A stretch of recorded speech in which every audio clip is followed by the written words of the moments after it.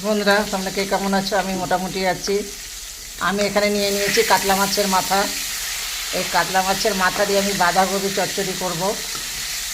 কেন এখন বাঁধাকপি কাতলা মাছের মাথাটা করলে কিন্তু ভালো লাগে। কাতলা মাছের মাথাটা আমি একটু কিন্তু কড়া করে ভেজে নেব। বকুল কিচেনে হবে বাঁধাকপি আর কাতলা মাছের মাথা দিয়ে চচ্চড়ি। বন্ধুরা, আমার মাছের মাথাটা ভেজে নিয়েছি। এখন আলু কাটাকে আমি ভেজে নেব। বাঁধাকপির জন্য আলুটা আমি ভেজে দেবো একসঙ্গে দিয়ে নিই, কেন ভেজে দিলে আলুটা খুব সুন্দর লাগে খেতে। বন্ধুরা, আমার আলুটা কিন্তু ভাজা হয়ে গেছে, আমি কিন্তু নামিয়ে নেব। আমি এরকম করে কিন্তু আলুটা ভেজেছি হালকা পাতলা করে, বেশি লাল করে আমি ভাজিনি। আমি ফোড়নে দিয়ে দিয়েছি দুটো তেজপাতা, দুটো শুকনো লঙ্কা আর একটু সাদা জিরা। এর সঙ্গে দিয়ে দেবো একটু দারচিনির টুকরো। এখন আমি বাঁধাকপিটাকে দিয়ে দেবো। আমি কিন্তু সিদ্ধ করে ফেলিনি বাঁধাকপিটা, কেন এখন সিজনের বাঁধা তো, এখন সিদ্ধ না করলেও চলে যায়।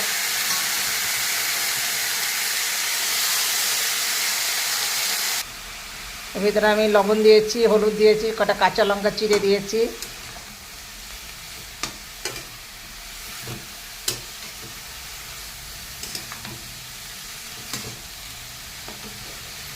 এর ভিতরে দিয়ে দেবো আমি আলু কাটা, যে আলু কাটা আমি ভেজে নিয়েছিলাম। ভিতরে আমি মাছের মাথা কটা ভেজে রেখেছিলাম, সেই কটা দিয়ে দেবো।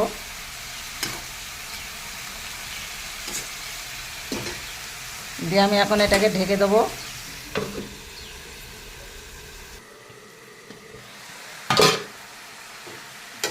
এখন ঢাকাটা তুলে নিলাম। এখন দেখে নেড়ে চেড়ে দেবো হালকা করে।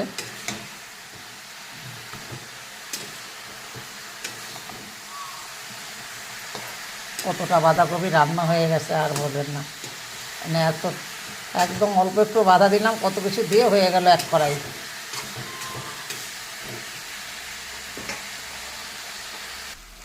বাঁধাকপিটাকে আমি ঢাকাটা তুলে একটু নেড়ে চেড়ে দিয়েছি। এখন আবার একটু ঢেকে দেবো। এখন আঁচটাকে একদম আমি লো ফ্লেম করে দিয়েছি, একদম লো ফ্লেম করা, কেন এখন আঁচটাকে বেশি বাড়িয়ে দেওয়া যাবে না।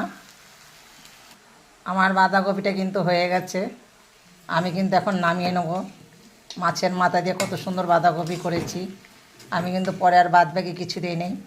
আমি যার জন্য দারচিনির টুকরাটা আমি তেলের পরে দিয়েছি, নামানোর সময় আমি গরম মশলা দেবো না বলে তাই। আর গুঁড়ো গরম মশলা বাঁধাকপিতে দেওয়ার চাইতেই দারচিনির টুকরো দিলে ভালো হয়। সেটা তেলের পরে না দিলেও হয়, নামানোর 2-3 মিনিট আগে দিলেই হয়। তা আমি তেলের পরে দিয়েছি। আমি এখন বাঁধাকপিটাকে নামিয়ে নেব। মাছের মাথা দিয়ে বাঁধাকপি করেছি। বন্ধুরা, আমি বাঁধাকপিটা নামিয়ে নিয়েছি। আমার বাঁধাকপি দেখে একটা লাইক কমেন্ট শেয়ার করবেন, তাতে আমি খুব খুশি হব। কেন তোমাদের ভালোবাসায়, তোমাদের জন্য আমি এতটা এগিয়ে আছি, আমার খুব ভালো লাগে। তোমাদের জন্যই আমার সব সফলতা, তোমাদের কারণেই আমি এই জায়গা আছি। আমার একটা লাইক কমেন্ট শেয়ার করে দেবে। আমি বেশিটা কথা বলতে পারছি না, বলছি না, শরীরটা এখনও ভালো মতন সুস্থ হয়নি। এত ঠান্ডার চাপ, মানে বলে বোঝাতে, আমার জীবনে এত বড় ঠান্ডা লাগেনি। এবার যা লেগেছে জানি না, নতুন ঘর টাই বসানো বলেই কি এটা হচ্ছে নাকি তাও বুঝতে পারছি না। ঠান্ডা কেটে যাচ্ছে, আবার আসছে, সরে যাচ্ছে, আবার আসছে। সবাই ভালো থাকো, সুস্থ থাকো।